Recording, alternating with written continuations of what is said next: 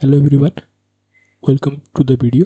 आजको भिडियोमा चाहिँ म तपाईँहरूलाई काल लिनक्समा डिडिओएस रिपर कसरी इन्स्टल गर्ने भनेर देखाउन गइरहेको छु। भिडियो सुरु गर्नुभन्दा पहिला चाहिँ यो भिडियो एजुकेसन पर्पजको लागि मात्र हो। यो भिडियोबाट कुनै पनि अनएथिकल युजको लागि चाहिँ म रेस्पोन्सिबल हुने छैन र भिडियो टुल चाहिँ आफ्नो रिस्कमा नै युज गर्नु होला। ल भिडियोलाई सुरु गरौँ। भिडियो सुरु गर्नुभन्दा पहिला चाहिँ कतिजनालाई डिडिओएस भनेको के हो, डिडिओएस रिपर भनेको के हो, यसले कसरी काम गर्छ थाहा नहुन सक्छ। त्यही भएर म तपाईँहरूलाई डिडिओएस भनेको के हो भनेर यसको सानो इन्ट्रोडक्सन दिन्छु। डिडिओएसको फुल फर्म चाहिँ डिस्ट्रिब्युटेड डेनियल अफ सर्भिस हो।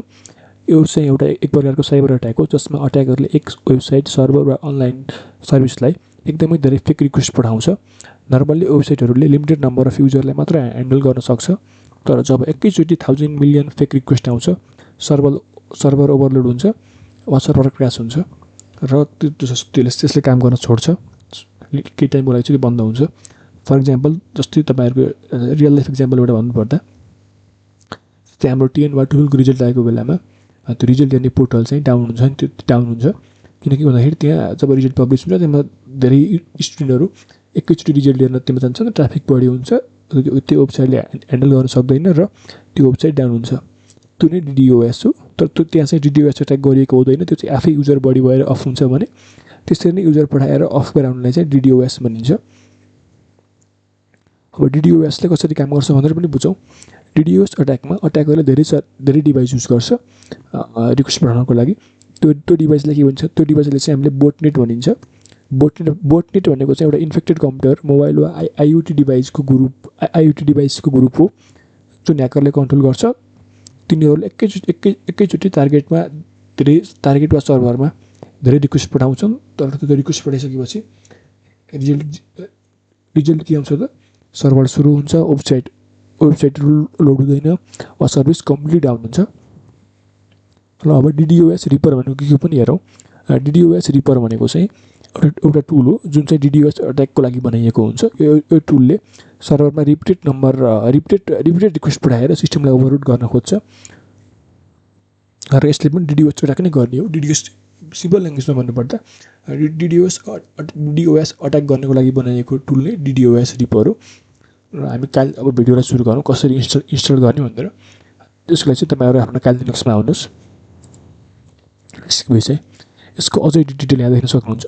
ब्राउजरमा आएर तपाईँहरूले यहाँ सर्च गर्नुपर्ने हुन्छ। र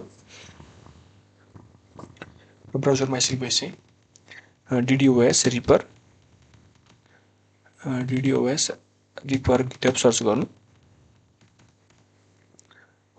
आइसकेपछि फर्स्टमा आएको डिडिओएस रिपरवाला लिङ्कलाई ओपन गरेर तपाईँले एउटा यस्तो वेबसाइट खोल्छ। यसपछि चाहिँ यो पाल्सु डिडिओएस रिपरलाई ओपन गर्नुहोस्।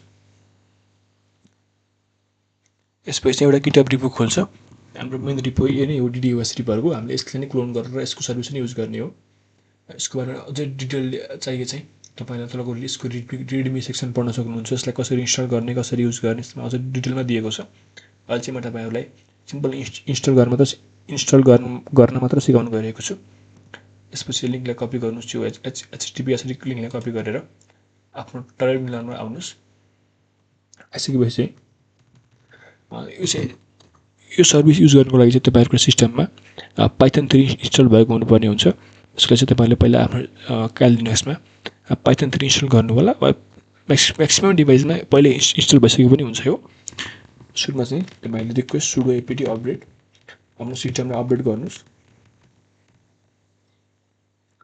मैले बिगारिसकेँ यहाँ अहिले मैले बिगारिसकेँ।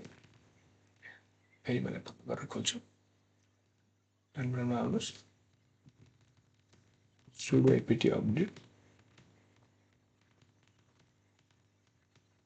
पासवर्ड हाल्नुहोस् आफ्नो डिभाइसको। अपडेट भइसकेको छ। यसपछि चाहिँ गिट क्लोन, हामीले त्यो अगाडि कपी गरेको गिटहबलाई मैले देखाएको गिटहबलाई क्लोन गर्नुपर्ने हुन्छ। गिट क्लोन गर्नुहोस्। मेरोमा पहिले नै गिट क्लोन गरिसकेको छु मैले, त्यही भएर मेरोमा क्लोन भएन। तपाईँहरूको चाहिँ एकछिन टाइम लाग्छ क्लोन हुनको लागि। क्लोन भइसकेपछि तपाईँहरूले कमान्ड दिनुहोस् ls देख्न सक्नुहुन्छ तपाईहरुको यस्तो एउटा फोल्डर क्रिएट भएको हुन्छ एज यु क्यान सी मेरोमा DDoS रिपर भनेर फोल्डर क्रिएट भइरहेको छ हामीलाई यो भित्र जानुपर्ने हुन्छ त्यसको लागि चाहिँ cd फोल्डरको नाम टाइप गर्नुस् DDoS ripper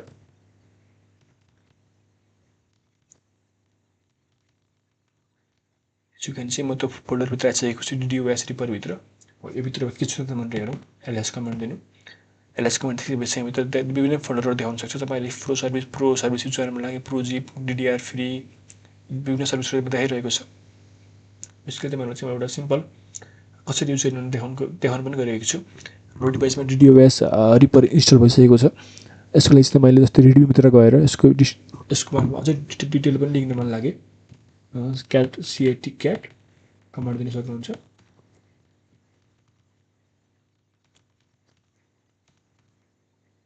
you can C यसमा आज तपाईहरुलाई डिटेलमा यसको बारेमा हेर्न मन लागि कसरी युज गर्ने सो कमान्डहरु त्यो चाहिँ डिटेलमा यसमा लेखेको छ अहिले चाहिँ हामीलाई यो चाहिदैन तपाईहरुलाई म सिम्पल एउटा कमान्ड देखाइन्छु default.free कसरी युज गर्ने तपाईहरुलाई सिम्पल एउटा कमान्ड देखाइन्छु म यसको लागि चाहिँ तपाईको डिभाइसमा पाइथनबाट बनेको हुन्छ पाइथन चाहिन्छ यसको लागि चाहिँ कमान्ड दिनु python 3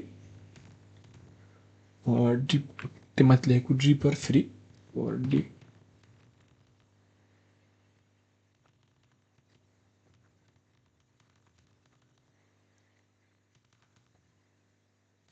py /s -s अनि कुनै पनि कस्तो तपाईहरुले कुनै आफ्नो डिभाइसको कुनै वेबसाइटको तपाईहरुलाई त्यसमा DDoS अट्याक गर्नुपर्ने छ त्यो वेबसाइटको यसमा IP एड्रेस हाल्नुपर्ने हुन्छ त्यसै म अहिले देखाउँदैन तपाईहरुले त्यो आफै IP एड्रेस हाल्नु होला तपाईहरुले IP एड्रेस टाइप गर्नुस् यस्तो तपाईको कुन सर्भर वा कुन के टार्गेट गर्नुपर्ने हो त्यसको IP एड्रेस टाइप गर्नुस् अहिले चाहिँ म टाइप गरेर तपाईलाई देखाउँदैन आफै हाल्नु होला IP एड्रेस लास्ट चाहिँ तपाईहरुले -t 135 कमान्ड दिनु यदि इन्टर गरिसकेपछि चाहिँ यसले चाहिँ कुनै पनि सर्भरमा कुनै पनि डिभाइसमा चाहिँ मल्टिपल रिक्वेस्टहरु बोट रिक्वेस्टहरु पठाउँछ र त्यो सर्भरलाई ओभरलोड वा क्र्याश गराउँछ thank you for the watching video र यो भिडियो सुरु गर्नु अन्त्य गर्नुभन्दा पहिले पनि म तपाईहरुलाई यो भिडियो एजुकेसन पर्पसको लागि मात्र हो यो भिडियोमा भने कुनै पनि अनएथिकल युजको लागि म रिस्पोन्सिबल हुने छैन र यो टुल आफ्नो रिस्कमा नै युज गर्नु होला हस् thank you for the watching video के प्रब्लम आएमा कमेन्ट गर्नु होला र अरु पनि यस्तै टुलहरुको वा साइबर सिक्युरिटी रिलेटेड भिडियोको लागि चाहिँ च्यानललाई सब्स्क्राइब गर्न पनि नभुल्नु होला see you in the next video